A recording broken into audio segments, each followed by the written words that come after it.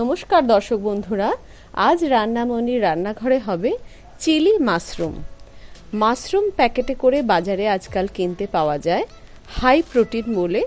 বহু ঘরে ঘরে কিন্তু আজকাল এই রান্নাটার প্রচলন বেড়ে গেছে। আজ তাই আমরাও আমাদের রান্নাঘরে এই মাশরুমের একটি পদ তৈরি করতে চলেছি, যেটা চিলি মাশরুম নাম দিয়েছি। উপকরণ হিসেবে পেঁয়াজ বড় বড় টুকরো করে কেটে নিয়েছি 4টে, কাঁচা লঙ্কা কুচি করে নিয়েছি 6-7টা, একটা ক্যাপসিকাম বড় বড় টুকরো করে কেটে নিয়েছি, পেঁয়াজগুলি কিছুটা টুকরো করে কাটা, বিনস ছোট ছোট টুকরো করে কেটে নিয়েছি কিছুটা, গাজর ছোট টুকরো করে কাটা, মটরশুঁটি, যেসব সবজি আমাদের বাড়িতে থাকে সেই সবজিগুলো নিয়েছি, রসুন বেশ খানিকটা কুচিয়ে নিয়েছি, আদা কুচিয়ে নিয়েছি, একটা কাঁচা ডিম নিলাম, আদা বাটা নিলাম, রসুন বাটা নিলাম, নুন, গোলমরিচ গুঁড়ো আর শুকনো লঙ্কা গুঁড়ো নিয়ে নিয়েছি। রান্না করতে এই সমস্ত উপকরণগুলো আমার লাগবে। এবার আমি ব্যাটার তৈরি করব।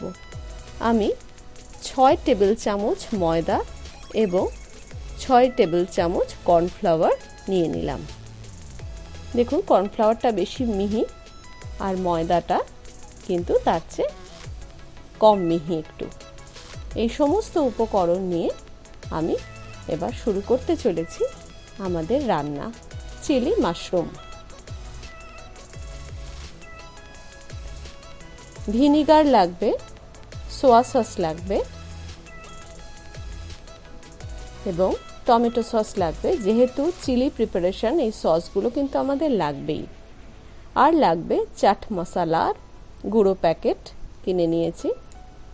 প্রথমে মাশরুমটা আমি একবার উতলে নেব।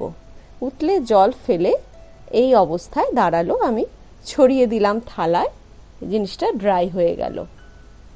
এইবারে আমি ব্যাটার তৈরি করব, যার জন্য দেখিয়েছিলাম ময়দা এবং কর্নফ্লাওয়ার সমপরিমাণে নিয়েছি। দিয়ে দিলাম রসুন বাটা, আদা বাটা। আমার মাশরুমের পরিমাণ অনুযায়ী আমি সব মশলা নেব। দিয়ে দিলাম অল্প নুন, গোলমরিচ গুঁড়ো এবং লঙ্কা গুঁড়ো 1.5 চা চামচ মতো। কাঁচা ডিমটা দিয়ে ব্যাটারে দিয়ে দিলাম। এবার ভালো করে জল দিয়ে আমি ব্যাটারটা তৈরি করব। ভালো করে ঘুটিয়ে নেব জল দিয়ে। দিয়ে দিলাম পরিমাণ মতো সোয়া সস। এবার ব্যাটারটা ভালো করে একদম মসৃণ করে আমি ব্লেন্ড করে নিয়ে দিয়ে দিচ্ছি মাশরুমগুলো, যেগুলো একবার আমি উতলে সেদ্ধ করে নিয়েছি।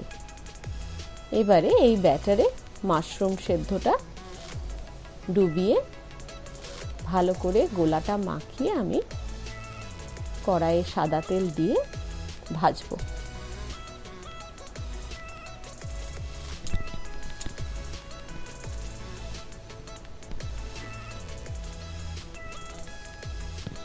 কড়াইয়ে পরিমাণ মতো সাদা তেল গরম করে আমি চামচে করে করে দিয়ে দিচ্ছি মাশরুমটা। এটা কিন্তু মাশরুমের পকোড়া হয়ে গেল, অর্থাৎ ইচ্ছে করলে আপনারা এই পকোড়াও সস দিয়ে খেতে পারেন। ঠিক যেমন চিলি চিকেন করার সময় আমরা চিকেন ব্যাটারে ডুবিয়ে ভেজে তুলে রাখি, এটাও ঠিক তেমন হলো। এবারে কড়াইয়ে যে তেলটা রইল ভাজার পরে, তাতে আমি রসুন কুচি, পেঁয়াজের টুকরো সব দিয়ে নাড়াচাড়া শুরু করলাম।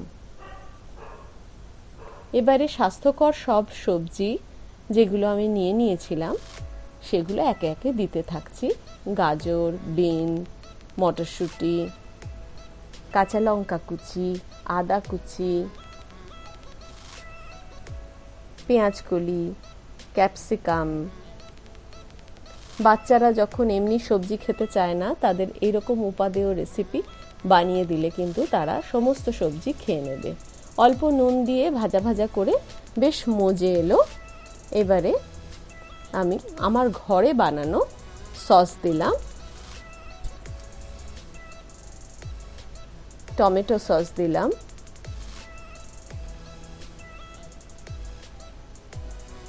চিলি সস, সোয়া সস দিলাম,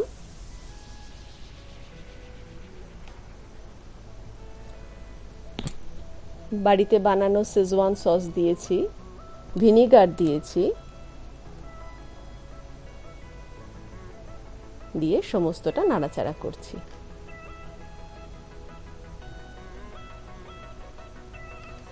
এইবারে ফ্রাইড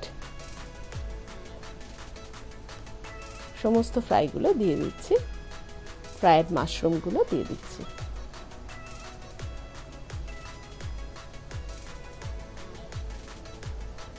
এবারে ভাজা ভাজা বা সঁতে মতন যেটা হয়েছিল, খুব ভাজা হবে না, সমস্ত সবজি, পেঁয়াজ, ক্যাপসিকাম একটা সঁতে টাইপের হবে, অর্থাৎ আধ ভাজা হবে, সেইটার সাথে সব মিশিয়ে দিলাম।